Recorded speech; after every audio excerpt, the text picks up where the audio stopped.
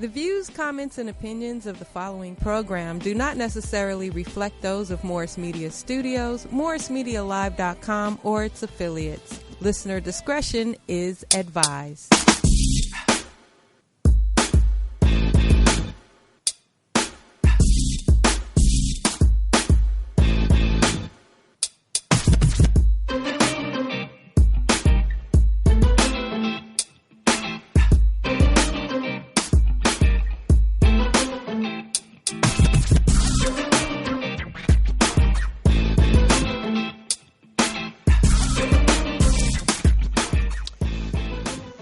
Good day to you. We're coming to you live from Jemmott Park here in Los Angeles. This is Faith Without Borders. I'm your host, Pastor Kelvin Sauls, and it is a joy for me to be here with you. It is Mother's Day, so we want to celebrate all of our mothers out there and just let them know that we appreciate them, and we give God thanks and praise, for all of our mothers. I want to give a shout out to my mother. This is my first Mother's Day without my mother. She went on to join that ancestral cloud of witnesses in the month of March. And so today, as I feel her spirit with me, I want to always thank all those who've reached out to me to share some words of encouragement. Really appreciate it, and appreciate the reminder that I am her legacy. We are a legacy as her children, grandchildren, and great-grandchildren. So, Mom, as you sit, with that ancestral, cloud of witnesses, we miss you, we love you, and we know now that you have an aerial view over all of us, we know that you're with us every step of the way. Thank you for being a beautiful woman. Thank you for being a blessed woman. And thank you for being a bold woman. So shout out to Annie Sauls. We love you. And happy Mother's Day. And we know there are many others like her out there. Today on Faith Without Borders, we are here to celebrate mothers in the movement. Here at Faith Without Borders, we seek to bring critical thinking to so many of the issues facing our communities, both in the United States and around the world. And we know that on this Mother's Day, there are many mothers around the world who are going through a lot of challenges, whether it is experiencing challenges as immigrants, whether it is experiencing challenges due to the prison industrial system, sexism, discrimination, marginalization. We know that you are out there. We see you. This is Mental Health Month, so we know a lot of mothers go through challenges around mental health. So we just want to give a shout out to all the mothers. And I am so glad that today we're going to have two mothers in the movement that we're going to celebrate and also have a conversation with. And our first guest that's going to join us is Senator Holly Mitchell. She's joining us via Skype. So glad that she's able to take some time out to join us. Senator Holly Mitchell has served in the California legislature since 2001. She was elected in 2014 to represent the 30th Senate District. That is my district. She is a legislative force to be reckoned with and provides courageous, compassionate, and catalytic leadership in several areas, in the legislature. The one we would like to lift up and celebrate is that she was the first black woman to chair the Senate Budget Committee. And I remember being with her in Sacramento for one of those meetings where we came to bring prophetic witness to the work that they were doing there. Other committees, of course, include the Senate Public Safety Committee, the Labor Committee. She's also a part of the Women and Inequality Committee, Insurance, Health. As I mentioned earlier on, a legislative force to be reckoned with. I call her Sister Senator. She's my senator. So glad to work with her and to be a part of what she's doing and how she's doing what she's doing. And so, Senator Holly Mitchell, so glad that you're able to join us, and looking forward to having this conversation with you. And later on, we're going to be joined by our mother in the movement, and I'll talk about her a little later on. But for now, Senator Mitchell, welcome to Faith Without Borders. Pastor Sauls, thank you so much for having me with you. Happy Mother's Day to all the mothers of the movement. All right. As you know, I lost my mother in January of 2015. Mm-hmm. And I'm going to lead you through this first year of first. It's tough. Those first holidays, it can be tough. But I wrote a letter to my 15-year-old self. I was supporting a young women's writing program there in the district. And when I wrote the letter to my 15-year-old self, I said, you know, when you lose your parents, it's the hardest thing you'll ever experience. But it occurred to me that they built me like Chevys. They built me Chevy strong. All right now. And so we pour into our children every day, preparing them for adulthood and life without us. Yes. And so I have to smile to myself regularly when I have what I call a Sylvia Johnson moment. And for me, that means somebody just got told. So I'm glad to be able to share some time with you on this Mother's Day. Thank you so much for inviting me. Thanks so much. And I'm looking forward to you guiding me, walking with me, through this time. Looking forward to that. You are a mother. You've been influenced by, your mother. And so I think, why don't we, get into it in terms of, what's your sense of, the role that mothers played in the movement, those who may have influenced your mother and who may have influenced you. So can you maybe just lift up, we'll get to your mom, but can you just maybe lift up for us, who are some of the, mothers in the movement that has, influenced and impacted your life, enabling you to do what you're doing right now? I appreciate that. And I didn't realize it until I looked at the camera and I noticed that behind me, you can't see it very well, as a standing picture frame. And those are all pictures of my family members. And so I have pictures there representing my great-greats, Helen Gish, who's my great-great-grandmother. And so I am so blessed and fortunate that I stand on the shoulders of a long history of powerful Black women, many of whom were right there in Los Angeles. I'm a third-generation Native Angelino. I was an adult when I found out the source of my name, Holly. My father told me about his grandmother, who stood 6 feet tall, like me, who was a nurse midwife. And when he told me the story, I was the executive director of the California Black Women's Health Project, so I was doing women's health advocacy. And he said that as a little boy, leaving East St. Louis, they would go spend the summers with grandmother Holly in Mississippi, and she was a nurse midwife. And what struck him so about her was that because she was a midwife, she delivered all the babies in a little small town in Mississippi. And so, white and Black. And so when they walked into town, his grandmother was the only Black person he ever knew in the South who didn't have to bow her head, not look white men in the eye, and not have to step out of their path to let them cross. That the men would tip their hats and say, "Hello, Miss Holly," and give her a sense of respect and pay homage. That for a little boy, he thought that was impressive and said to himself, if he ever had a girl, he would name her Holly. So that's where I got my name.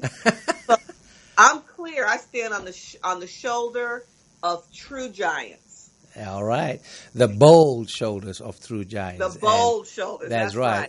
And the broad shoulders of them. And certainly because of that, you can reach higher and see further, which you've done. And we really appreciate, that. Tell us a little bit about the influence that your mother, has had, on you. She's been a a community leader, here in Los Angeles, and so many, knew her, know of her now, and certainly, her legacy lives on through you. How has, your mother, influenced, your perspective, your politics, your purpose, as you continue to do what you're doing? So, my mother, both of my parents were social workers in Los Angeles in the early 60s in my formative years. They were both public servants their entire careers. And so I grew up with this legacy. This great-grandmother, her grandmother, who worked for the Goldwaters in Arizona. And it was Mr. Goldwater who said, Helen, that girl is smart, send her to USC. My mom had a full ride scholarship to UCLA. But, when grandmother Franklin's boss told her to do something, she believed it and did it. So my mother, I think, was framed by this experience. She was an East Side girl. She graduated from Jefferson High School at 15 in the mid-50s. Wasn't really ready while she was smart. At that time wasn't socially ready to be on that campus. So she went to work in a zipper factory downtown LA for a year. And I think for her, watching the treatment of the workers in the zipper factory, I remember her telling stories about a small fire one day in the factory. They went to the doors and all the doors were locked from the outside, so people, couldn't leave their shift early. I think those, among many experiences, really kind of helped frame and shape who she was as a social worker. And she really was a social worker throughout her career. Even though she transitioned to probation, to correction, she was a prison warden during my high school years, and then back to probation. It was the lens of social work and social support that she carried with her throughout her corrections experience. But, it was women in the neighborhood like Sweet Alice Harris, who back then had started the Mothers of Watts, what is now years later evolved into Parents of Watts. It was Ruth Russian, my mom's first boss out of SC, who later became the first African American and the first Black woman in the country to lead a prison system under then Governor Jerry Brown, his first go-round. It was Olivia Mitchell, who was working for the mayor, Mayor Tom Bradley at that time. There are so many names of prominent Black women social activists. Those women's, Lillian Mobley, those sisters who built King Hospital after the uprising. And so I'm just thrilled that I have both a birth legacy and a legacy of just those women being around, me being in their presence as a little kid, growing up and having the opportunity to work for Diane Watson, the first Black woman elected to the California State Senate. I've been very blessed to witness and see these women and be directly mentored by so many of them that really kind of help give me a sense of guidance and direction. I was so flattered when the LA Times referred to me as the moral compass of the legislature. And the reality is I have no choice but to be any other way, because those sisters will come back and get me. You're right. If I'm not stepping up to the bat and fighting every day for our community, for our children. Yeah, mothers have a way of reaching you no matter where you are. I am crystal clear. There's no doubt in my mind. That's right. That one, if not all of the ones I have mentioned who have passed on wouldn't come get me. I'm clear. Now, look, I tell you, I've been in the United States now for over 20 years, and even though she's about 20,000 miles away, now and then, when I go here or walk there, I'm like, did I just hear my mom say something to me? I'm like, oh my gosh. Pastor Sauls, that's called mother wit. I worked when I first met Fran, who'll be joining us. I worked for a number of years for the California Black Women's Health Project, and Billy Avery, the founder of the National Black Women's Health Project, wrote an amazing book a number of years ago. It's a book of words, and it's a single word where she would then, define it from her lens as a Black woman. So for a number of years, she was collecting words from people to include in the book. And I was very honored that she asked me for my word, and my word actually was mommy. She had mother and motherhood but mommy has a different connotation. So my word was included in her book. Two other words that were included in her book were mother wit. And that's what touched you all those thousands of miles away, where, we know in the back of our minds what they would think about actions we were taking. And so that was mother wit, just tapping you on your shoulder saying, I see you. I see you. Right. I know. The other piece, as I've been, doing, this work of racial justice and economic equity, gender equality, I've always been amazed at the force that word mother has. For instance, when we're dealing with driving under the influence, one of the groups that have made a significant difference around that has been Mothers Against Drunk Driving. Yes. When I work with City Attorney Mike Furrow on just what's going on around violence in schools, prior to that, being on that Red Ribbon Committee, we connected with an organization here in Los Angeles, around Mothers Against Gun Violence. There's just something about mothers for something or mothers against something that just has the depth and breadth around, impact and sustainability around that.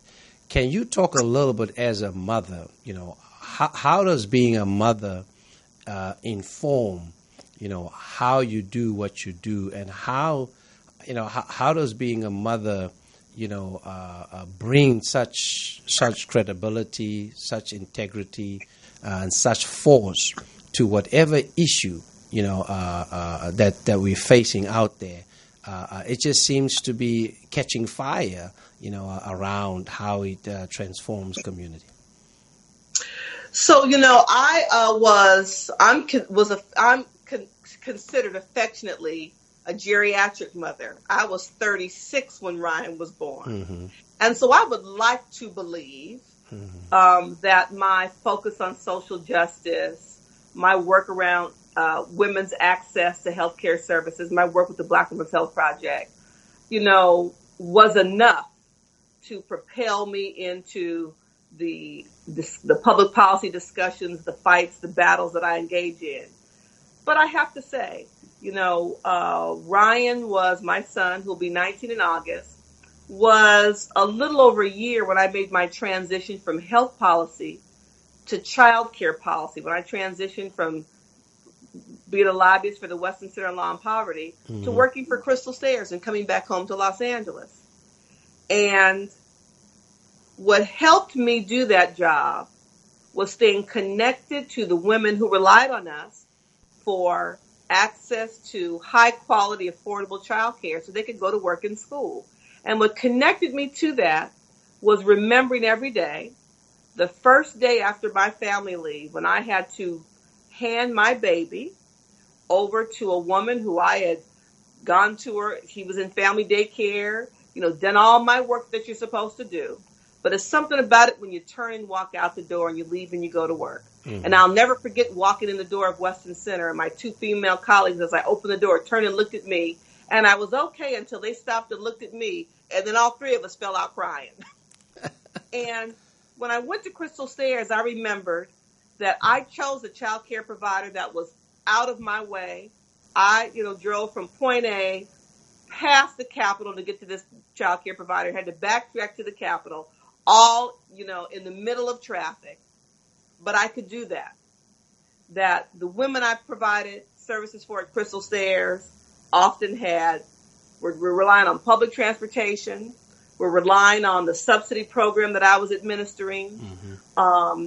And if those sisters could do it every day and keep stepping, then so could I. Mm-hmm. And so it's something about that moment when you realize that this little being is completely dependent upon you for everything they need. Mm-hmm. That gives you an extra kind of energy and power that you didn't know you had.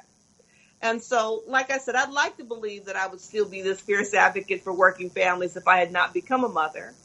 But I know that I can tap into that space and that place that all mothers have.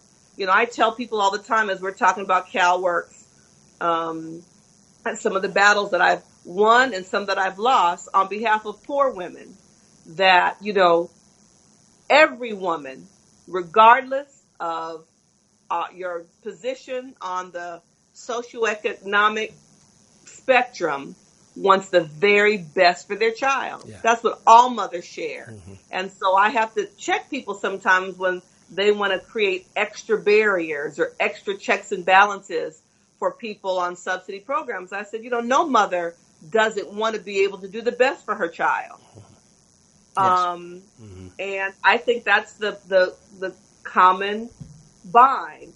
When you talk about these movements that have started primarily for women who've experienced horrible loss, MAD, Mothers Against Drunk Driving, the current kind of group, Mothers of the Movement, who we kind of refer to in mass, are the mothers who have lost sons and daughters to gun violence, and mothers who have lost sons and daughters at the hand of law enforcement. Yes. You know, Black Lives Matter were organized by Black women. That's right. So, and, you know, history books are now correcting what we know to be true about the civil rights movement, and the fact that it was women who were organizers, who were raising money, who were doing all we could, sometimes not in the forefront, but certainly as a driving force behind social change. Yeah. And so it's not new for Black women to be engaged this way, but it certainly continues on with these new organizations that are coming to the fold. Yeah, it's certainly a powerful legacy, and it is about time that these hidden figures be moved, you know, into visibility, you know, so that proper appreciation and acknowledgement can be facilitated, you know, around that. Rightly so. I mean, there is just something about the force, you know, that motherhood brings, especially, you know, regardless of, you know, circumstances, location, region, you know, class. You're right. Every mother wants the best for her children. And that's how, you know, that's how my mother, you know, was, even though we were facing, you know, the evil system of apartheid, you know, even in the midst of that, you know, she wanted the best, and worked hard to continue to figure out ways, you know, to get that for us and to push us, you know, into that direction. So glad that you're with us. We're gonna take a quick break, and then we're gonna bring on, you know, our mother in the movement, Fran Jemmott Rollins, who's standing by, and I know she's eager to speak her mind, as she always does. And so, but we're looking forward to it because we know it's going to be uplifting, you know, and encouraging to us. This is Faith Without Borders. Our topic today is celebrating mothers in the movement. And one little thing about my mother that I'll never forget that she would say to all of us, and I had, you know, 4 more brothers and 1 sister. You know, she would always say to us, I just want y'all to always remember, your dad might be the head of this family, but I'm the neck. So you need to decide who you're going to be rolling with, the head or the neck. Now, I have to let you know, I'm glad I was holding on to the neck, you know, as I made my way through life and continue to hug that neck, you know, every time I have the opportunity to do that. We'll be right back. This is Faith Without Borders. We are celebrating mothers in the movement.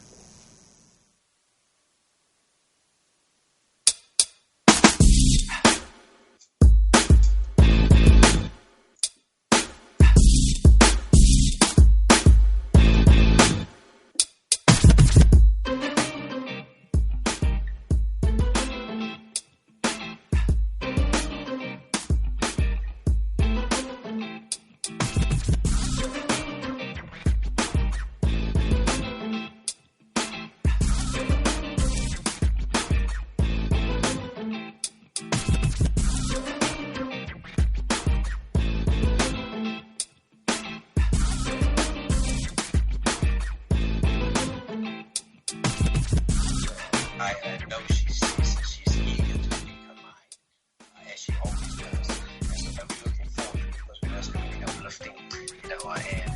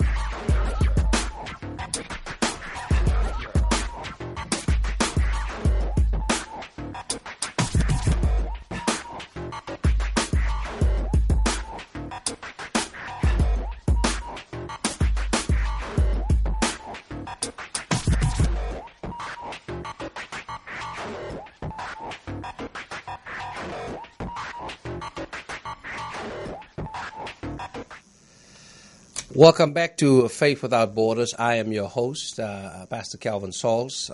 Again today, on this Mother's Day, we are celebrating mothers in the movement.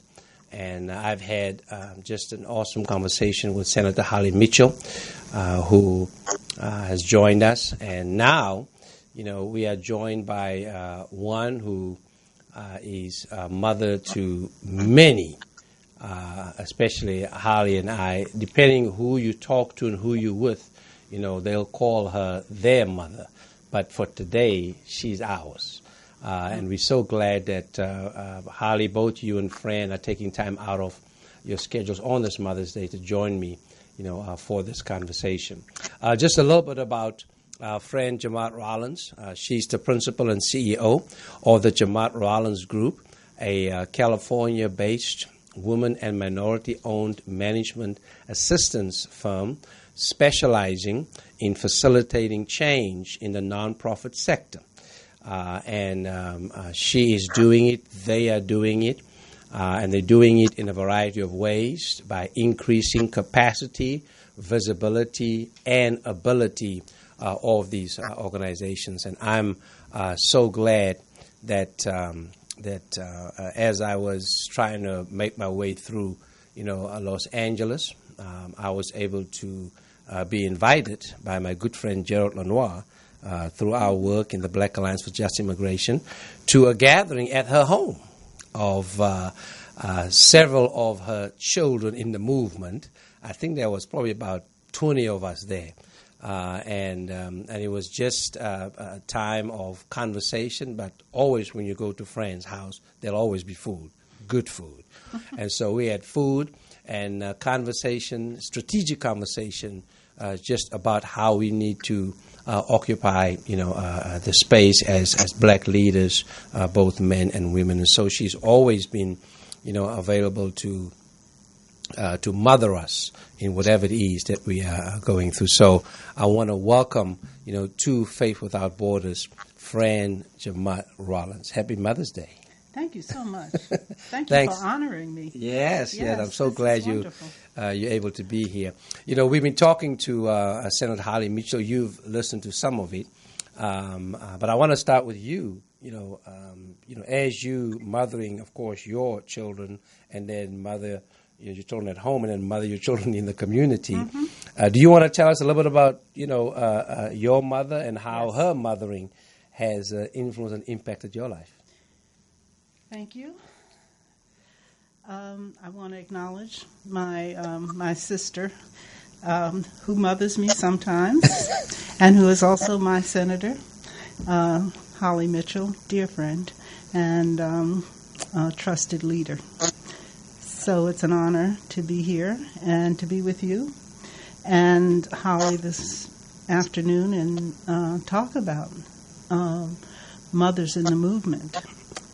So I had a deep reflection about my mother because she was not the activist that I am.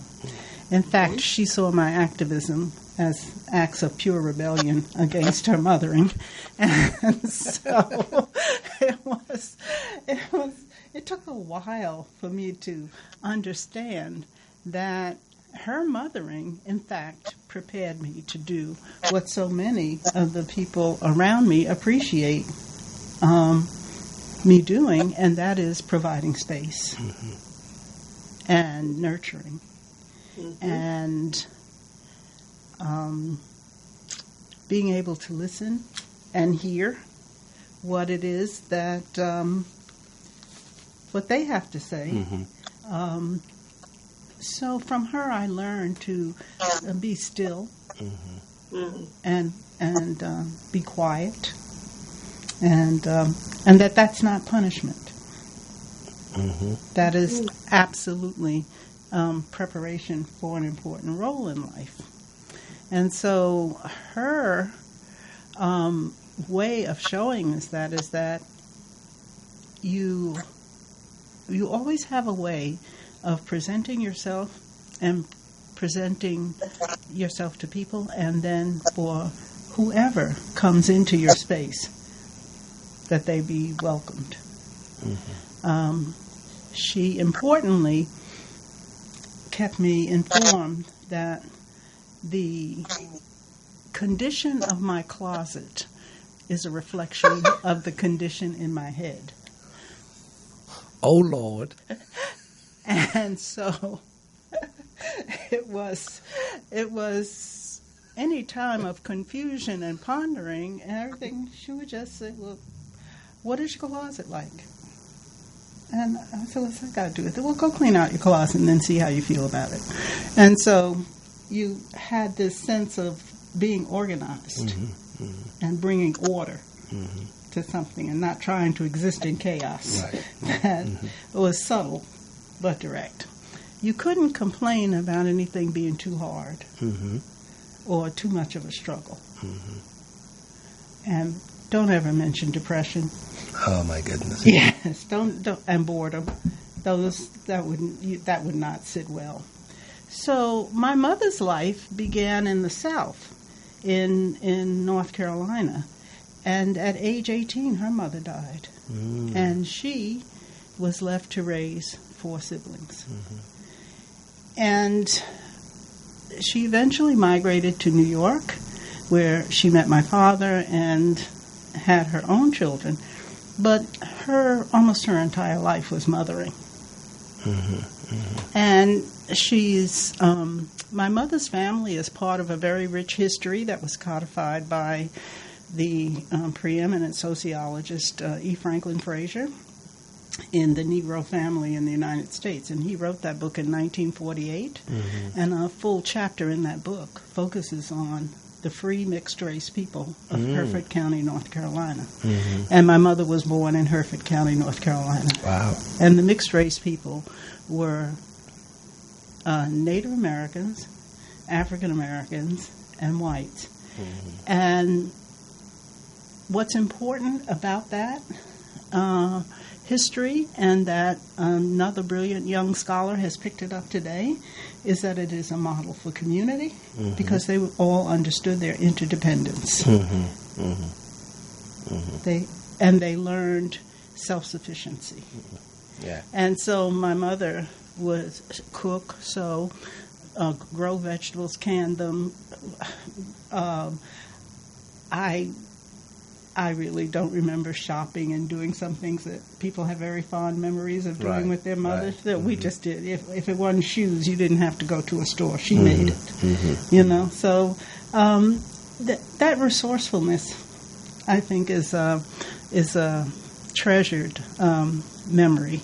And then, of course, my father, who was from the Caribbean and quite accomplished, and he's probably the subject of more history, formal history, than my mother. So the way that she was able to nurture and support him, because he was a piece of work, that allowed our family to have actually the balance, to hold activism and stability and in balance. Right, yeah. I mean, it's fascinating in terms of just the sense of interdependence you're talking about. And I hear, even though the phrase wasn't coined then, I hear a lot of intersectionality as well. Exactly. In terms of what happened in that community in North Carolina, and then your father's history, around being an immigrant, and what he brought then to the whole table, even though he was a piece of work. So yes, he was a piece of work. So, in terms of that. But speaking of I mean, this whole piece of creating space. I mean, you do that in so many different ways. And, and Holly can jump in here. It seems as if it's just very organic for you. It's very natural, for you to just create space for voices to be heard, around that. And I think that's how, you then in turn mother us all, whether we are in city council or, whether we are, working for an elected official, and I'm referring to two, brothers now that you mother, that you've mothered and continue to mother. But what is it just about, that sense of, creating space for us to kind of come to terms with our interdependence, the sense of intersectionality, and how does that, strengthen and continue to build, not just community, but beloved community, around that. Any thoughts you have about that? And I'll ask, Senator Mitchell to also jump in. Well, beloved community, I think, is key. Martin Luther King led us to that.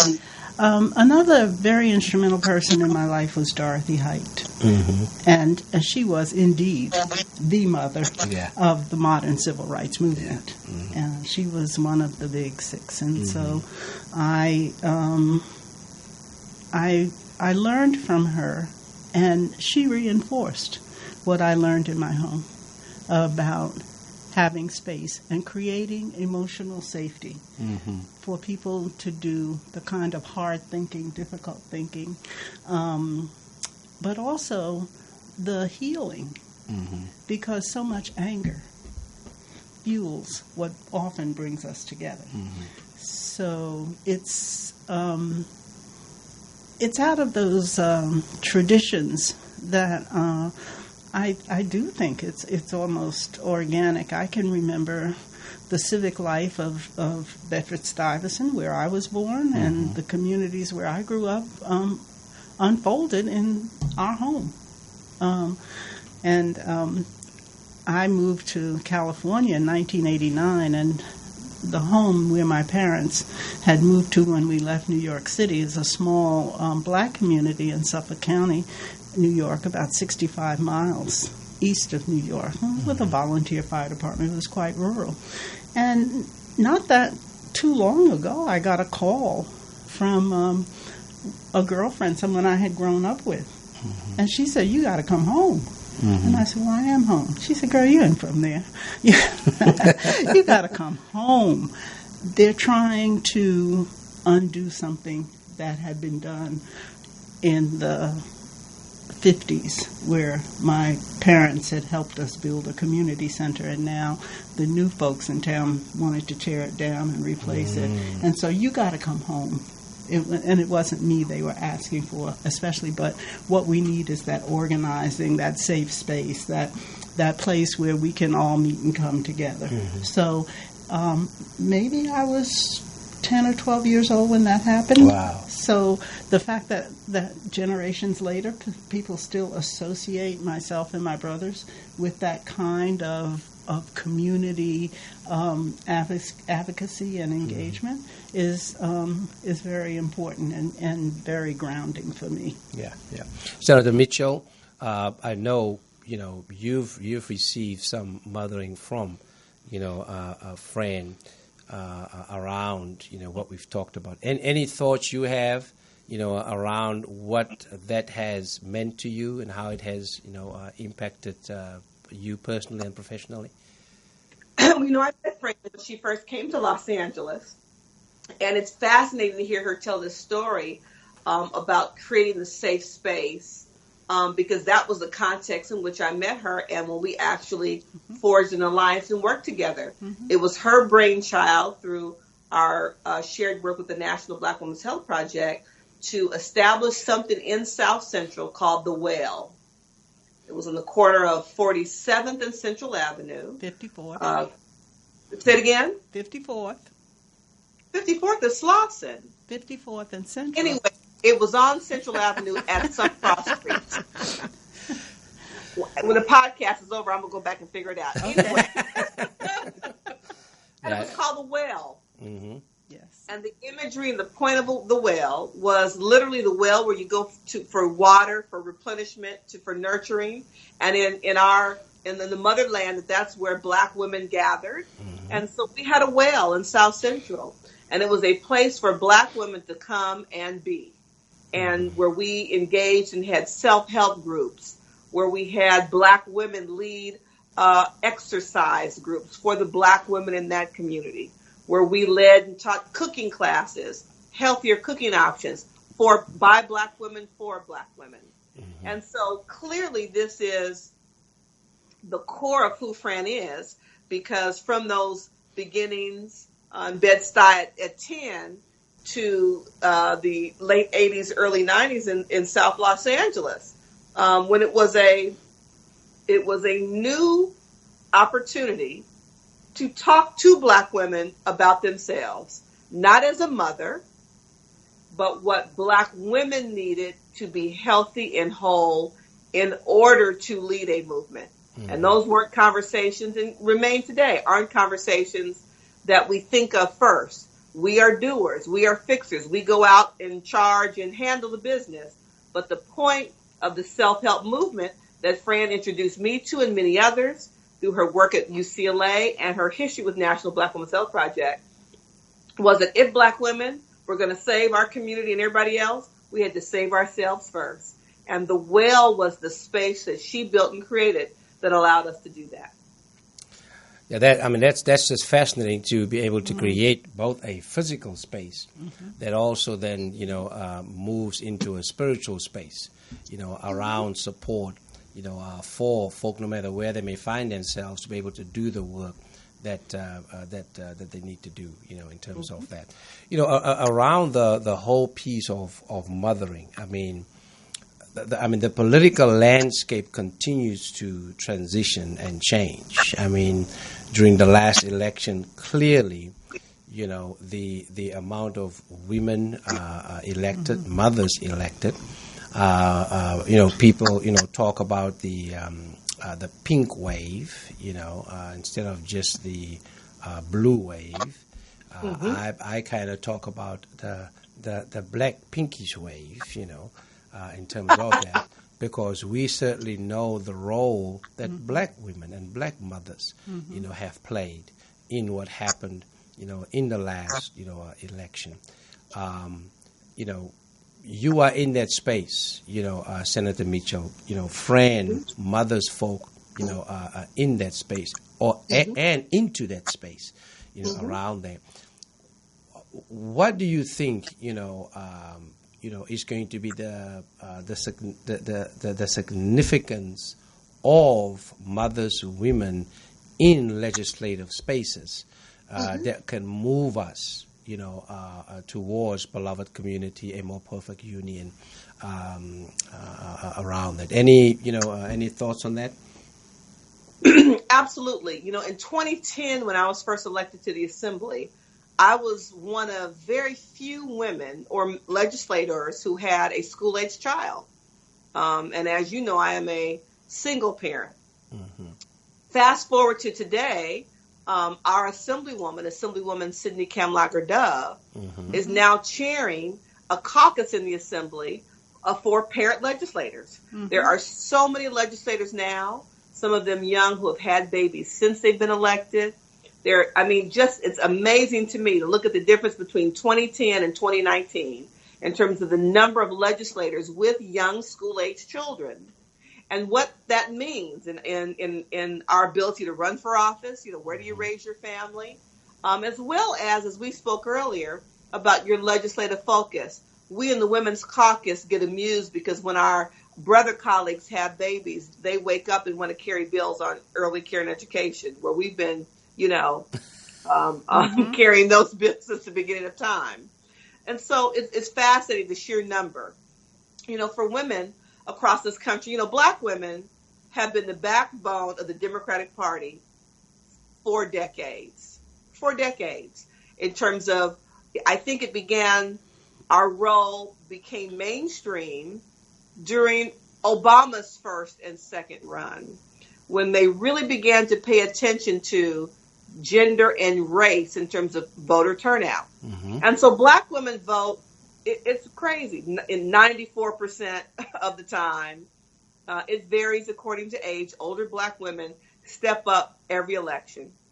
And the Democratic Party has been the beneficiary of this undying commitment to civic engagement that Black women possess.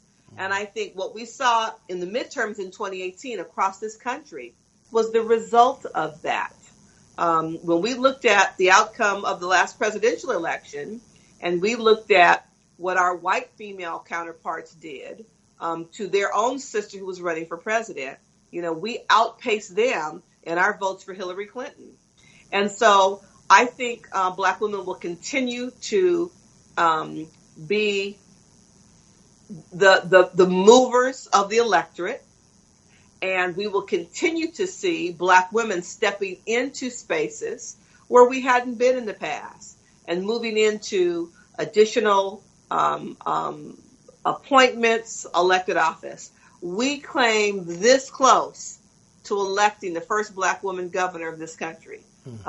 I, along with others, would argue that she probably actually is the governor today, but for. Mm-hmm. And I think this country and certainly the world knows that won't be our last attempt, and the next time we'll cross the finish line. It certainly won't be our last attempt. I'm with you on that. Fred, any thoughts around the just this impact of women, mothers, listening around? To Holly. I grew up in Brooklyn when Shirley Chisholm ran for president. Mm-hmm. And how people said, and it wasn't just other people, it was our people, what's she going to try and do something like that for? Mm-hmm. Mm-hmm. And I can almost hear Sister Chisholm's voice coming through Holly's voice. Mm-hmm. I can almost hear her, being that firm, that determined to bring that level of equity to our lives. Similarly with Dr. Haidt, we had a fundraising thing for the National Council of Negro Women, and we were going to do something in Mississippi, and I really was out of my lane. I didn't understand why we would be raising money in New York for Mississippi. And I certainly didn't understand why in Mississippi we needed to have the money to have 200 feet of paved road in this little place in Mississippi. And Dr. Haidt explained, because if you have 200 feet of paved road, you become a municipality, and you need a Blackwell can be the mayor. Mm-hmm. So we're going to help pave that road. Right. Amazing. Mm-hmm. We're going to help pave that road. Mm-hmm. Now, Unita Blackwell was a sister to Fannie Lou Hamer. That they come out of that sphere. So much of what we see now that Holly evokes in Stacey Abrams, we on the coast, we don't understand all that. But I think that it's becoming more understandable, and that we have got to stop thinking that, that we're bellwether here, that everything we do in L.A. somebody's going to replicate in here, because what I see is that is bellwether, what is happening in the South. Right. And, I can easily see Holly Mitchell being the governor of California. All right, now. You heard it first. You're on Faith Without Borders. Hello. So we're gonna cross all those borders, and we're gonna have that faith and keep that faith. And sometimes that's all we have. Yeah. That's sometimes all we have. Right, and we're going to get to faith in a minute, but just that intentionality around interdependence and mutuality, that's just so key for us to realize, as Dr. King puts it, that injustice anywhere is a threat to justice everywhere. So we shouldn't just think that, while we're in California, we're in this safety bubble, around that.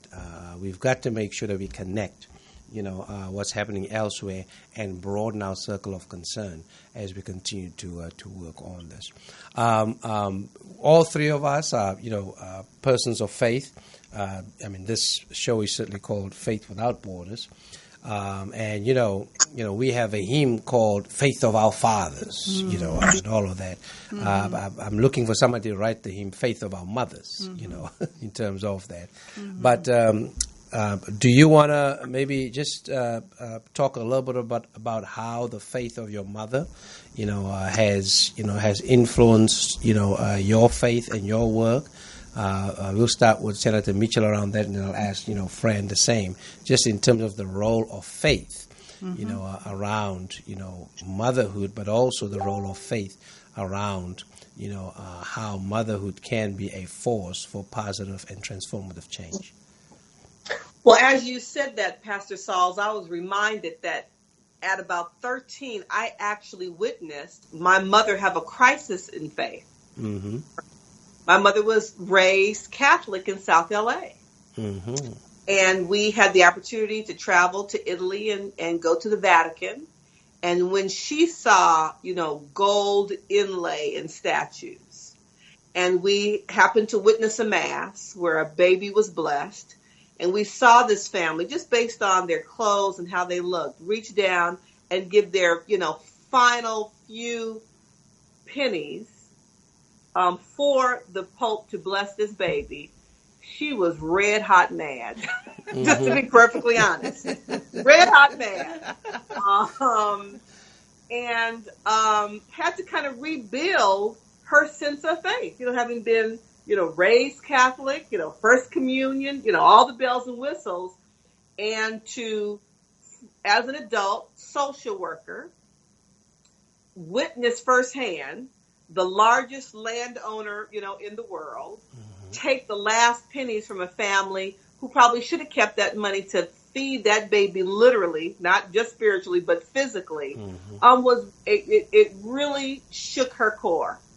And, as a 13-year-old, to witness that in a parent is a bit much. And so, her faith was centered outside of, quite frankly, from that point on, the church.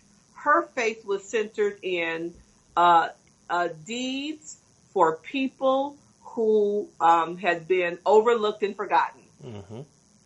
As a prison warden, she walked the courtyard at CIW and spent time one-on-one with women.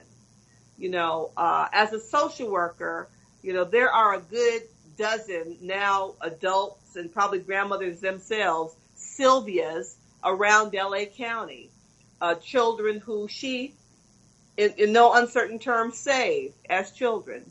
And so that was how her faith manifests in terms of her lifelong commitment to improving the lives of people, and particularly children who had been abused and neglected in many instances in the worst way.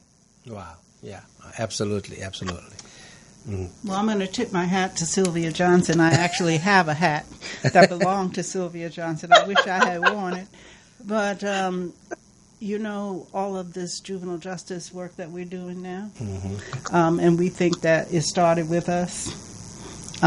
There were people doing policy advocacy around young people in incarceration, and I learned a lot from Sylvia Johnson in terms of what these systems need. And I just want to acknowledge that with Holly here. And with my own mother, who, she married a man whose faith in the Episcopal Church was connected to his birthplace, which was part of the state of the United Kingdom. So, faith and state were locked arm in arm, and he wasn't changing for anything. So if there was any adjustment that had to be done, it was all of us around him. And so we adjusted, and I think my work in the self-help movement came to understand the power of a higher power, and that force within us that pulls us all to doing good, and finding and all of these mothers of groups and now many more fathers groups, where we bring that sense of faith that we can and will do what is good, and we want to, and that we can overcome. Right. We Absolutely. can overcome. I think that perhaps we shall overcome is, the anthem of so many movements, but the fact that is what we want to do, and we want to make a better place for all of us. And we start off with tremendous disadvantages if we have been teenage parents and born with parents who were drug addicted, but I think, like Holly says, we have seen so much redemption. We have seen people overcome the most extraordinary odds, and that requires a greater faith, a belief beyond what you would think if you just saw things in the present and every day. Yeah, absolutely. I'm grateful for the faith of my mother. I mean, a gracious woman, a gorgeous woman, as well as, a generous woman in so many ways. And all of that was just part of, how she practiced the faith, how she lived the faith, which was about action. Not just reflection, but also action. In so many ways, action that will benefit families and communities. In terms of that. So really appreciate her. I want to thank each one of you. These are two, mothers, that are making a significant contribution, to what's happening not just in California, but around the country and indeed around the world. As I see, all the folk coming through, Jemmott, Rollins, and the work that they are doing, just around, Los Angeles, California, the United States, and the world. It's just, fascinating and magnificent as to how you continue, to mother them. You mother us, in so many ways. And Senator Mitchell, your mothering, to so many, is just so significant as you do the work that you're doing, especially around, justice, and equality for women and for children and for mothers. So we really appreciate all of that. We want to maybe close out by the two of you, just aside from family members, maybe just naming, some of the mothers in the movement, that we meet at the intersection, those who've gone on. Some of them might still be here, that continue to tap us on the shoulder, knock on our heart's doors, keep us going, keep us inspired. Why don't you, Senator Mitchell, maybe, name, maybe 3 or 4 of those, so we just kind of call them up and invite them, to continue to, walk, with us and work through us as we do the work that we are doing. And then I'll close us out. So Senator Mitchell, and then I'm going to ask Fran to do the same. Who would you like to lift up and call up? I would say Sweet Alice, Lillian Mobley, the women of Genesee Center, the women at the well I met all those years ago, the mothers of the movement, the women who are standing firm, who are at CIW, who are in jail trying to reunite with their children, Susan Burton. Those are just a few that come to the top of mind. All right. Fran, any for you? Well, I certainly would add that, and since we talked about the well, we have to lift up Juanita Tate and Concerned Citizens of South Central, where that actually made that space available to us.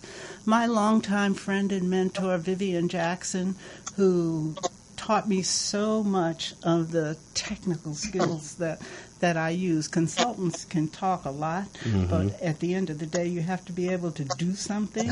And so much of what I can do, I learned from a dear sister friend, Vivian Jackson, and then my dear friend Betty Jo Davidson, who just recently went on to glory. And she was a president of the National Black Nurses Association. We used to call her the night nurse on duty, because if there was anything wrong, call Betty Jo. We did that.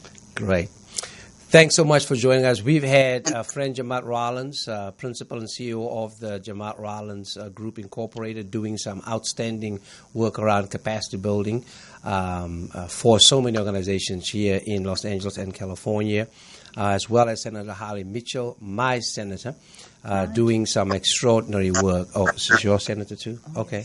All right, Holly Mitchell, let the record reflect that Holly Mitchell is senator of friend Jemmott Rollins. Please. Hallelujah. Okay.